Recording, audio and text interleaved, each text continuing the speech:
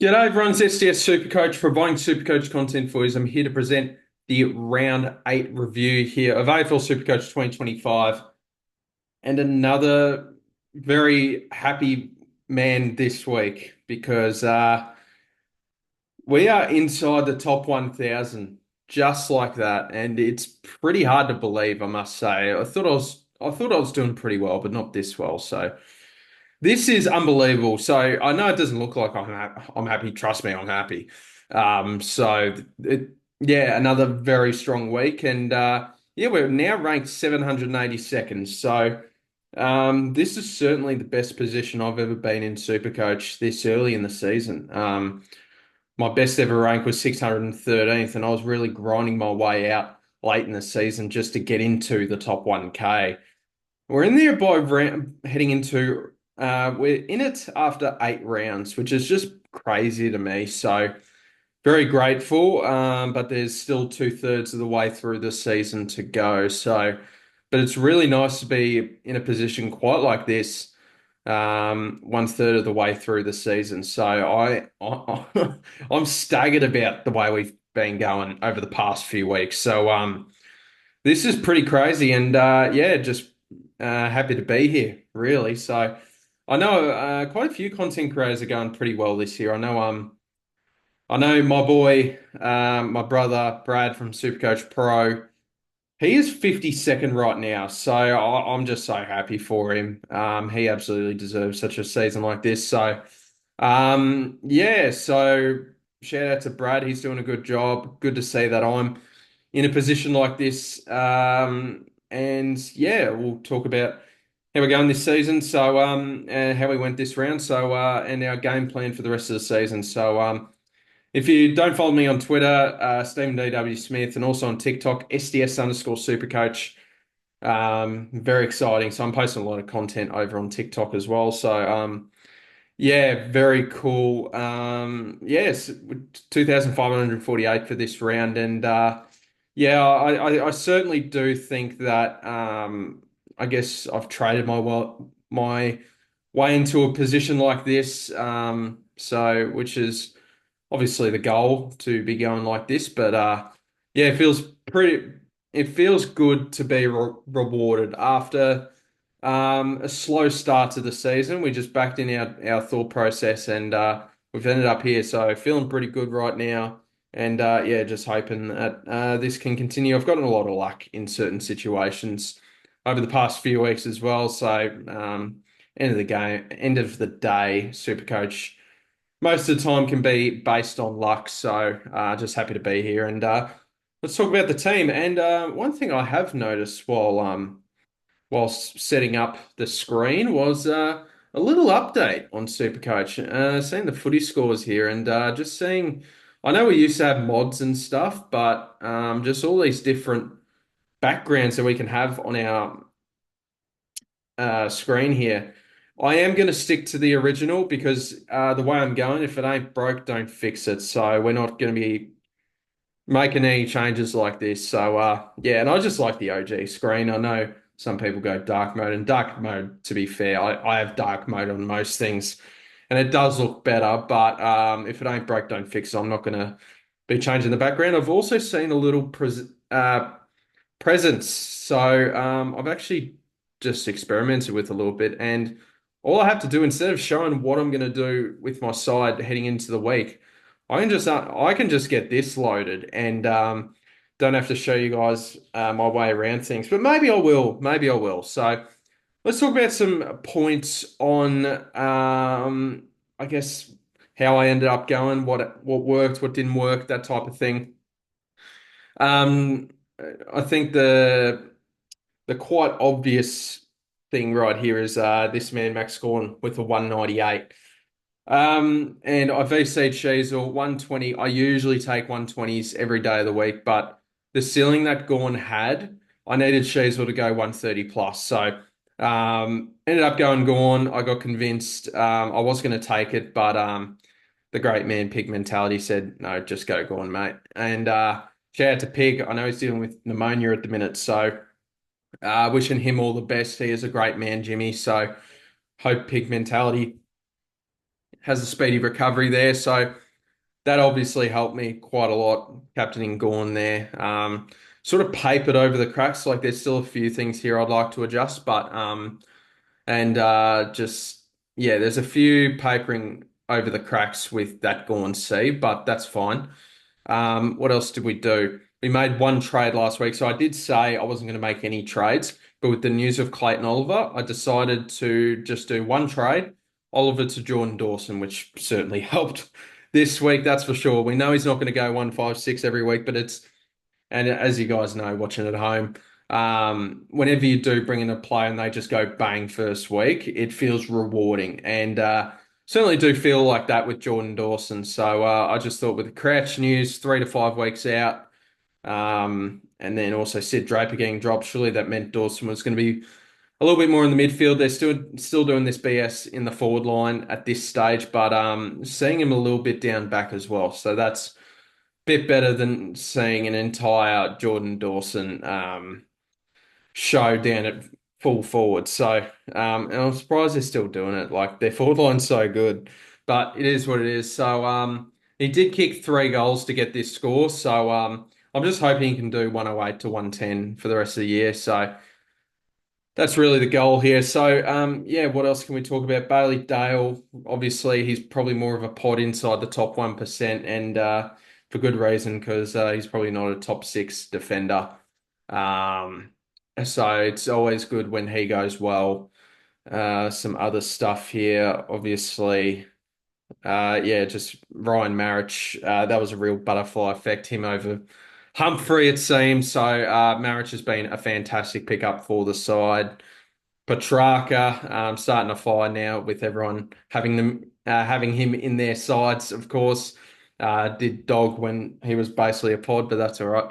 Isaac Rankin 138. He's really lifting it up. The forward line did a great job this week.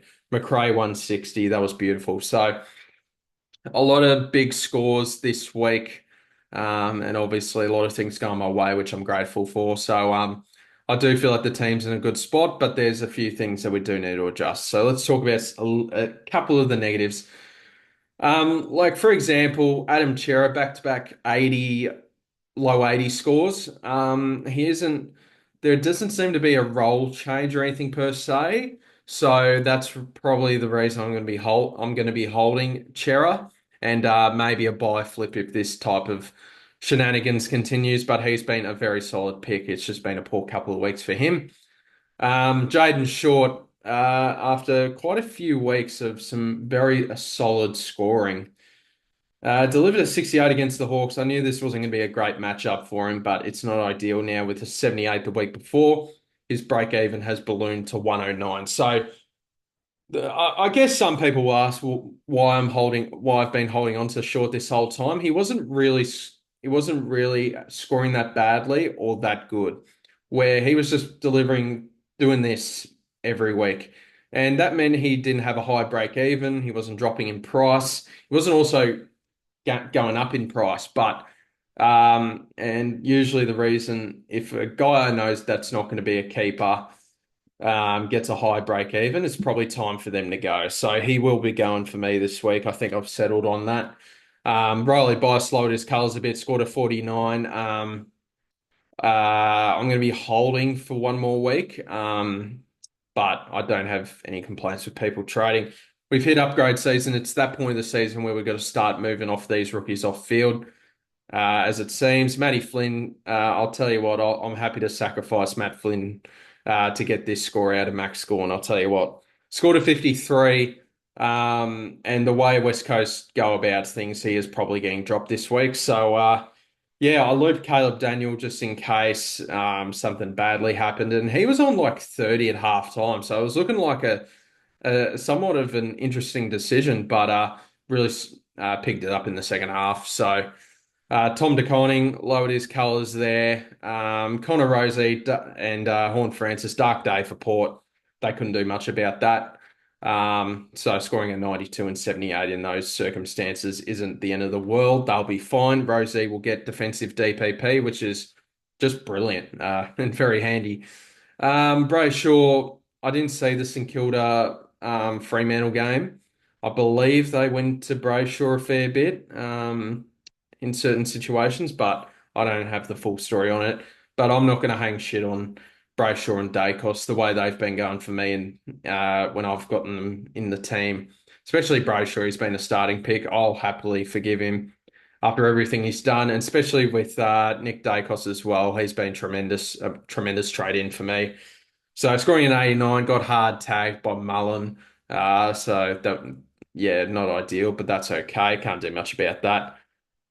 And yes, obviously a few other things. Levi Ashcroft going well, scoring a 99. Good conditions for him. Luke Trainer, I was thinking of trading him out to Elijah Hewitt, which I got laughed at, which is fair enough. So, but now, so because now the break even's back down to 4, resets it, and we'll see how he goes. Zach Reed, what an underrated rookie he's been.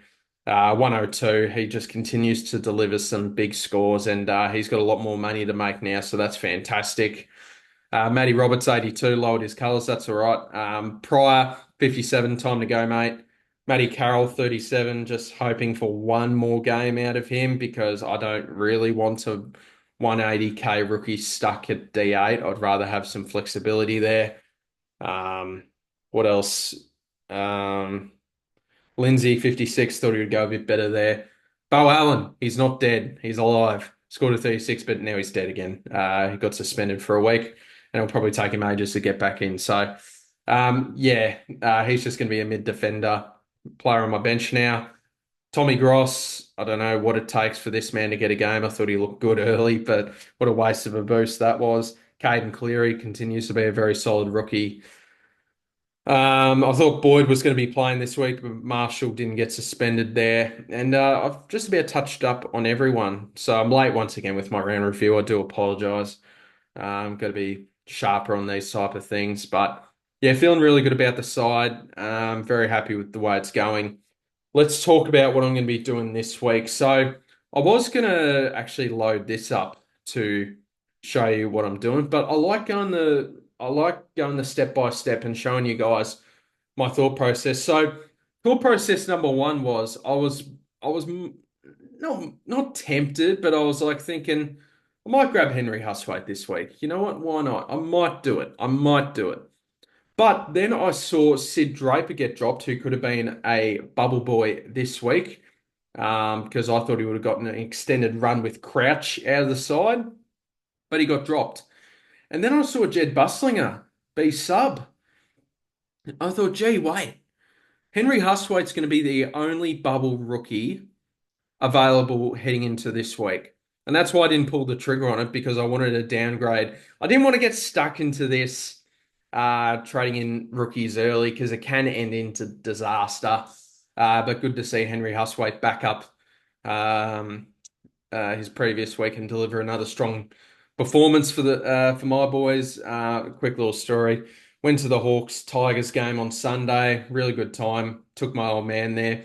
It was obviously a 100th year anniversary match, and we got into our seats an hour early because we wanted to see the pre-game, and yeah, it was very special. All of Dad's heroes walking out with premiership cups and all that. My dad teared up a fair bit, and it was just beautiful to see. And yeah, good that Hawks got the chockies at the end of the day. I know it was Richmond, but would have been a bad result if we lost our 100th anniversary game. So very cool. So yeah, back to SuperCoach Henry Hustwaite. He seemed to be the only rookie option for this week on the bubble, so that's why I didn't make the move. And so I will be grabbing him this week, of course. I've got 21 trades and 2 boosts. Don't let that deceive you. I do have 2 boosts. I will be looking to use my second to last boost this week, though. So, as I already mentioned, Jaden Short is going to go. The break even's now high. I don't want to be selling off at his lowest point. On probably just jump off now. I know he's got a good run over the next few weeks, but I just can't hold this now. I just can't risk it because even in the easy matchups, he hasn't gone quite to plan. So cut ties with Jaden Short, been a failed pick, and moving on. Then the next one's going to be Jackson Pryor. He's been a very solid rookie for me. 169k starting rookie. Ended up making 127k. He's I had a couple of spike scores. He's been a very respectable rookie, so best of luck to you, my man. And then lastly, we will be looking to move off Matty Flynn. And to be honest, if he stays or if he's dropped, I don't think this really matters because I want to be grabbing probably my favorite primo target for this week and chucking him in at the flex. So these are the three guys gone, and we've got 1,151,300 to play with. So obviously the game plan is to get two upgrades sorted. And yes, I'm still calling Jaden Short an upgrade because it's a huge upgrade on anything I can get at this point. So the only negative about these trade plans this week, even using a boost, this will still leave me with um, four rookies on field. So I'm including Ashcroft and Bice here because they are rookies at the end of the day. They're not as reliable, even as they're not as reliable as some of these mid prices, that type of thing. I know Jaden Short's been a foul, but he's more reliable on field than a couple of these guys have been. So that's the only negative. I'm not getting any rookies off field, but that's fine. Like I trust most of them, and I'll show you why it's okay for the time being. I will be looking to get rookies off field, but I'm happy to strike now on a couple of these guys. So what are we going to be doing? So first thing I'm going to be doing, we're going to leave the flex like that. We're going to be sending Bo Allen into defense. Our first order of business is to grab Henry Hustwaite. He is the only bubble rookie worth grabbing this week. So I'll be grabbing him at in the midfield. In the flex, we're going to be grabbing a Sainter, the starting ruckman for the Saints, Rowan Marshall. 471,000 for a guy that we know his capabilities as a super coach option is unreal. And to get him at 470k, I just consider that too much of a bargain. He's looking a lot better over the past few weeks compared to what he did at the start of the season. I think he's building up that fitness now, and I just identify him as the best primo option this week in my eyes. And I want to be grabbing him. I know this lacks this. We ended up missing out a little bit on versatility with the flex, but I don't care. Marshall at 470, I'm jumping on uh, 10 out of 10 times. So we're doing that. Then in defense, so this leaves me 559,000 to be getting a defender. And originally I was going to go Nas, but we are 4K short, which is mildly heartbreaking. But that's all right. He's a very solid option. So if you do have the money, I highly recommend. We're out of budget on Lockie Whitfield. I do eventually plan to get him in, but just not yet. So I think he's gonna be D1 this season. I think he is gonna be D1 this season. I know you've got Lockie Ash there, but they still use him as the main distributor. This will put us to five primos in defense, and I think Lockie Whitfield, with a 139 break even, he will be the last. Hopefully, he's a bit quiet against the Cats here. He's got the round 16 buy, so we can try to grab him at any time at any price. So that's really the plan there to get Whitfield eventually. But for now, we're out of budget with the moves we're making this week. There's a few here, but there's a real massive gap in quality. I guess I'll go through a few of these guys. Not Callum Wilkie. Jordan Clark. I think I just prefer a couple of the Saints with that round 14 buy in defense. I think he's a very solid option, but not quite what I'm looking for at this stage. I think Dane Zorko obviously started the season on fire. He's dropped off a fair bit. Kadeen Coleman's expected to be back soon. I don't know what that looks like. And I think I'd rather just go against Zorko, even though I know his ceiling is unbelievable. Just not at the minute. Max Holmes, just not my kind of pick. I think it's totally fine if you've got him or whatnot, and if he gets really cheap, I'll consider it. But he's just not my kind of pick. Josh Dacos is killing Dan Houston. I was very wrong on Dan Houston. I was expecting a monstrous type of season out of Dan Houston at a new club, but it's actually gone against him, and I think we'd almost rather Josh Dacos at this point. Noble, not for me. It's either him or Rioli going well each week. Laird, Everyone hates him, so no. Bowie, don't trust at the minute. Josh Dacos is actually mildly interesting, but no. Sicily looks miles off the pace. I love my skipper, but he just looks miles off the pace. Ryan, I just don't see it at the minute at this stage. Sam Flanders, the role's terrible, so I'm just not even going to bother at the minute. So that leaves one player that I haven't mentioned, and that is Jack Sinclair for the Saints. So we're going to get a couple of Sainters in this week, along with Huswaite, for exchange of Short, Pryor, and Matty Flynn. So now the obvious thing to point out is Sinclair's had a pretty disappointing last few weeks, but I haven't seen any major red flags for me to go against a player like him at 533k. I know he's had a rough few weeks, but I think that's okay. I'll back him in. There's still plenty of Marvel games to come. Really nice month of matchups, actually, that I identify with Jack Sinclair. And the break even's high, 131. But as I've learned in the past, like Dacos was a mildly high break even. I brought him in. Max Gorn, same thing. I can't wait on this. I got to act this week if I want to trade out Jaden Short. And I think Jack Sinclair, for what I can afford, is the best option for me. So plus it's the round 14 buy, and this puts our amount of players premiums on the buy in round 13 because obviously there's only two to four premiums. So I do like the look of that. I think four is about the right number, and that's what I'll be doing. So this probably does mean that probably no more Fremantle or St Kilda premiums until at least after their bye. So the main ones I'm missing are probably Jordan Clark, Luke Ryan, and Nazai Wanganeen Malira.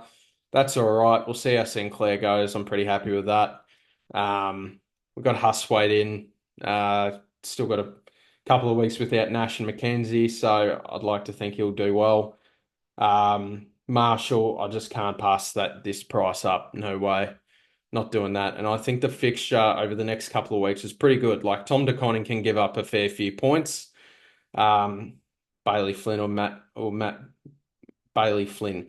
Bailey Williams or Matt Flynn, don't care. It's West Coast.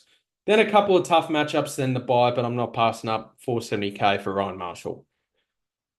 And then we adjust the sides. So this is why I'm not against not making any moves. So this is how we're going to set up the team. So in defense, I'm doing it this way so I can loop Carroll and Trainer. And then in the midfield, it's going to stay like this. I'm just going to chuck the air on Huswaite though, because I do prefer him potentially as a better scorer this week than Lindsay.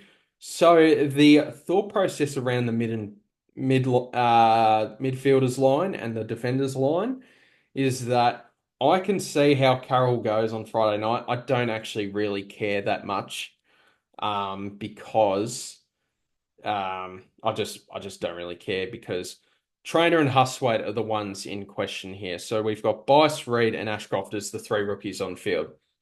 So my game plan is to see how Henry Huswaite goes 120 at the G against Melbourne. We'll see how he goes. If he does well, what we can do is put Sheasel and West Coast and North wouldn't have played. They don't play till Sunday. We can just do this. Swap Sheasel and Bo Allen. Bo Allen's one game suspended, so he's not going to play. Husway comes on field here. If so, that is the plan if we do that. If Husway, I don't want him on field, he doesn't go well, then we just field Trainer and he's got West Coast. So I think these two, I think if you can get both on field, I think they're great. I'm just having two cracks at a rookie spike score here with favourable matchups for their identified position. So that's really sort of the strategy here. I actually don't really care how Carroll goes on Friday night, as I mentioned. The main thing here is just to see what score I can get out of Huswaite and Trainer here using Bo Allen and Sheasel or Sinclair, whatever works. So that's how I'm doing it.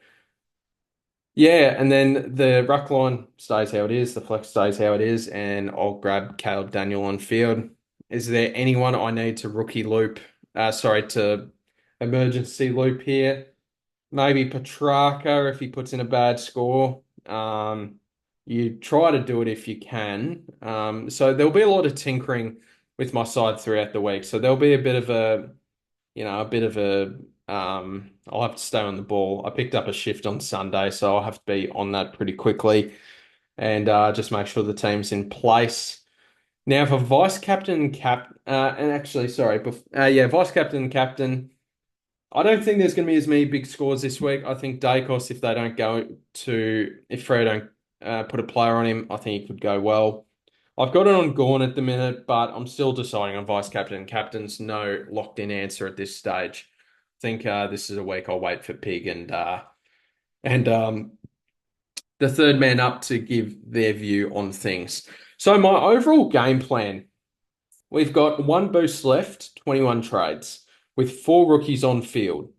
21 trades, four rookies on field, that's easy. That's fine. That is very doable. But then you also got to factor in Marich, Chera, do I want to buy Flip Dale? These type of situations as well. So, um, yeah, so 21 trades, four upgrades, that's easy to do. How do I want my final side to look? And I think it is doable the way I've built the side. I think I want 25, Dreamland 26 premiums in the side after the buys. And that means I can have and the idea would be to have four or three trades for the last 8 weeks. So this basically means I have got 17/18 trades to use over the next 7 weeks. So this includes the following week and up until round 16 to use 17/18 trades, which is perfectly fine to get these four upgrades sorted and if I can get to a couple more premiums. So I think I do want to go this avenue and just leave it to the Supercoach gods for the last 8 weeks, um, and just hope that not too many injuries occur. If you can have 25 premiums that I can use to carry injuries, suspensions, because you don't want to be in the position. And I've done it in the past. You don't really want to be in the position of a one-game suspension. You're trading the player out. You want to have some cover and you want to have some loop ability with some of these players as well. So I think that's the plan at this stage. So basically, how I see it, Rosie will become a defender. So that's 1, 2, 3, 4, 5. So that's five primo defenders. I'd like to get Whitfield here. I'll concede to Nazire. I'll have a look at some really cheap. If there's a defender primo that's really shooting down in price, you identify it that way. Brayshaw, Dacos, Dawson, Chera. So this midfield's got a fair bit of work to do. So that's why I think because usually midfielders are actually the hardest to upgrade because they're usually the more expensive. Because of the amount of good options in there. So that probably in my eyes makes me think, yeah, so probably 26 primos is a bit of a push. We'll try, but 26 primos is a bit of a push. So 25 premiums is really the goal. 26 is the dreamland, but 25 I'm perfectly fine with as long as the two primos I have on here can be used as can cover all lines. So that's really what I'm thinking about there as well. Forward line's already done. There's not much to do. Maybe Caleb Daniels a buy flip. We'll see how he goes over the next few weeks, but I'm not majorly concerned. And yeah, I've probably done enough chatting. So let's talk about some of the leagues here. So the SDS Super League here. 171st best league, and yeah, as you can see, I also think. By the way, I didn't mention. I think my team value is all right. I think my team value is all right, so I feel content about that. Yeah, I definitely feel the Power Pepper, Murphy Reeds of the world behind in terms of team values with some other teams, but that's okay. Yeah, so shout out to Nicholas, who was ranked 290th, which is unreal. Minimum chips, Paul continues to be up there. Some really strong scores. Jake, unfortunately, had a down week. Ronald doing well. Stephen with a little bit of a downer, but that's all right. Stuart doing well. Yeah, some guys really shooting up now. But SDS Super League 2 is what we need to talk about. So it's actually the second SDS Super League. We're 18th best league, which is unbelievable. We have got 14 of 20 players inside the top 10K, which is unbelievable. And even Ryan's not far behind, and Leslie, Richard, they're starting to fly up a fair bit as well. V-Line's doing well as well. So unfortunately, Damien is the lone man there, but that's all right. Such a long way to go this season. So this league's doing really well. Daniel, 268th, fantastic. He's had a really strong season. James, all these guys are doing fantastic. So thank you for everyone for jumping on the SDS Super Leagues. I might do an open league next year so everyone can get involved. And yeah, look, that will just about do it for me. I have rambled on long enough, and we'll see you guys in the next video. Thank you guys all so much for tuning in, and we'll see you next time. Hope you guys are doing well. Catch ya.